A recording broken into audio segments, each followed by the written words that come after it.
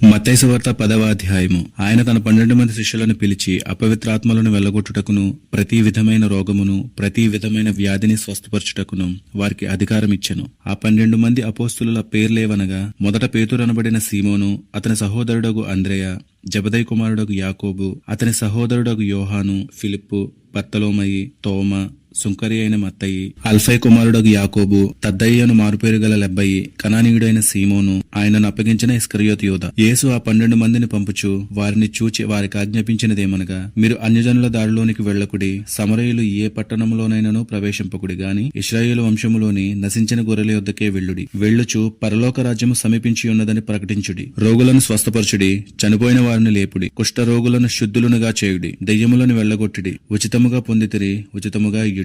మీ సంచులలో బంగారమునైనను వెండినైనను రాగినైనను ప్రయాణము కొరకు జాలెనైనను 2 అంగీలనైనను చెప్పులనైనను చేతి కర్రనైనను సిద్ధపరచుకొనకుడి. పనివాడు తన ఆహారమునకు పాత్రుడు కాడా? మరియు మీరు ఏ పట్టణములోనైనను గ్రామములోనైనను ప్రవేశించినప్పుడు అందులో ఎవడు యోగ్యుడో విచారణ చేసి అక్కడి నుండి వెళ్ళు వరకు అతని ఇంటనే బస చేయుడి. ఆ ఇంటిలో ప్రవేశించుచు ఇంటివారికి శుభమని చెప్పుడి. ఆ ఇల్లు యోగ్యమైనదైతే మీ సమాధానము దాని మీదికి వచ్చును, అది అయోగ్యమైనదైతే మీ సమాధానము మీకు తిరిగి వచ్చును. ఎవడైనను మిమ్మును చేర్చుకొనక మీ మాటలు వినకుండిన ఎడల మీరు ఆ ఇంటినైనను ఆ పట్టణమునైనను విడిచిపోవునప్పుడు మీ పాదధూళి దులిపివేయుడి. విమర్శ దినమందు ఆ పట్టణపు గతి కంటే సొదొమ గొమొర్రా ప్రదేశముల గతి ఓర్వదగినదై ఉండునని నిశ్చయముగా మీతో చెప్పుచున్నాను. ఇదిగో తోడేళ్ల మధ్యకు గొర్రెలను పంపినట్టు నేను మిమ్మును పంపుచున్నాను గనుక పాముల వలె వివేకులను పావురము వలె నిష్కపటులునై ఉండుడి. మనుషులను గూర్చి జాగ్రత్త పడుడి.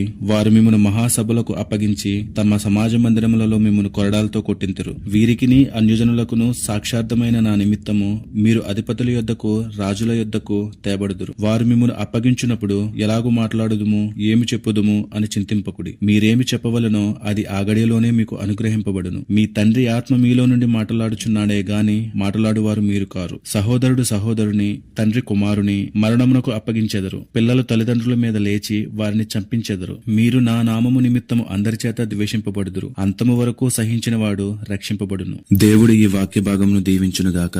ఆమేన్.